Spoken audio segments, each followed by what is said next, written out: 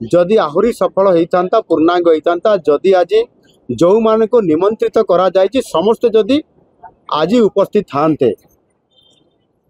आज विरोधी दल नेता नवीन बाबू आज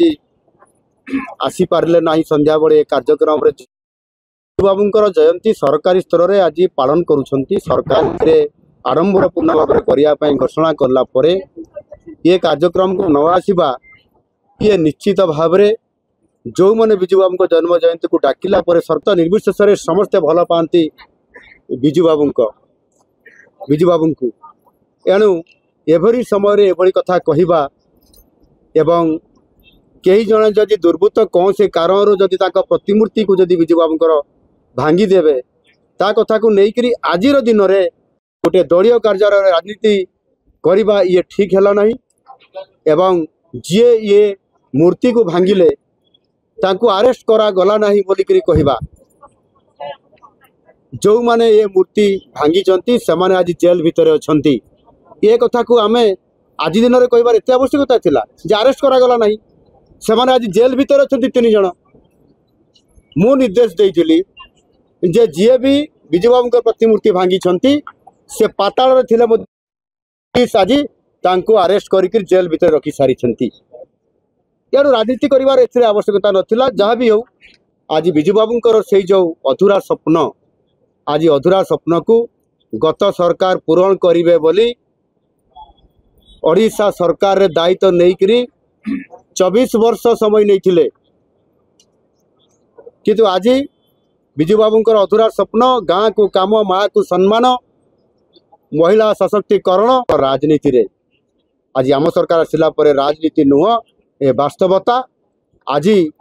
महिला सशक्तिकरण को आमे वास्तविकता दौचु जहाँकि माँ को सम्मान दौचु माँ किभली भाव में गोटे घरर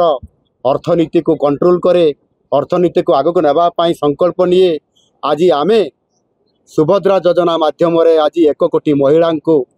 आज आमे तांको 50,000 कर आर्थिक सहायता विजु बाबू जहाँ स्वप्न देखी जो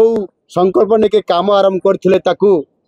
डाइल्यूट कर दिगला पथभ्रष्ट करी अलग आड़ को निगला जो काम बदल रे मेसीन रे काम हैला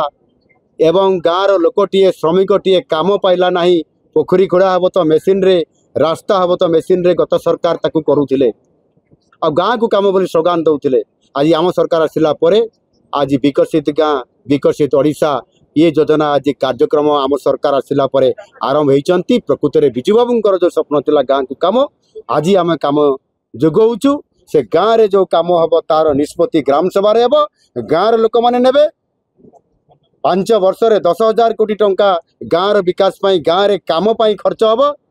ये कथा विजु बाबू को अधूरा स्वप्न को आज आम सरकार अर्थात मोहन माझी सरकार आज करने जो पण कर आज कार्यक्रम करुँच पूरा करने संकल्प नहीं से निजे शिल्प प्रतिष्ठा करते एवं शिल्प सफलता अर्जन कला परे से समस्त शिल्प गुड़िक से आपंकर केन्दुझर जिलार Kalinga iron works pig iron हो किंबा आपंकर आहुरी अनेक बड़ बड़ कारखाना सरकार को से समर्पित कर देइथिले से तांकर एभली एक दुसाहसिक से संकल्प नेकरी काम करथिले। आज गत सरकार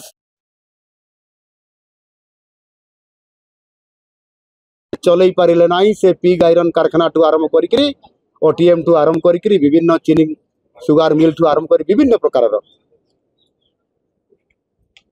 आज आम सरकार आसला पर आम संकल्प नहीं से विजु बाबूंकर अधूरा स्वप्न को पूरण करूँ शिल्प को आग को नेबू आउ से उत्कर्ष ओडिशा ना रे आज आम जिते बड़े आम इन्वेस्टर्स मीट करलु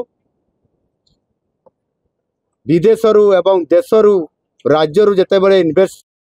17 लाख कोटी टंका को इन्वेस्टमेंट करने प्रस्ताव आम अनुमोदन करलु एवं एमओयू करलु आमे ता भितरे होउची 13 लाख कोटी टंकार 9 लाख लोकंकु जॉब देबू आ 145 एमओयू करलु। आज से विजु बाबूंकर शिल्पर जो ओडिशा हब शिल्पर समृद्धि हब कथा जो कही से ओडिशा को समृद्ध करबा पई विजु बाबूंकर जो स्वप्न थिला ताकू निश्चित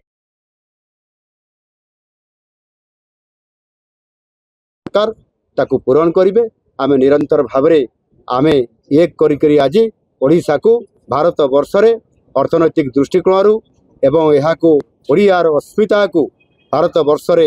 एवं यहाँ प्रतिपादन करने आम जो संकल्प नहीं ता निश्चित भाव में पूरा करूँ। धन्यवाद।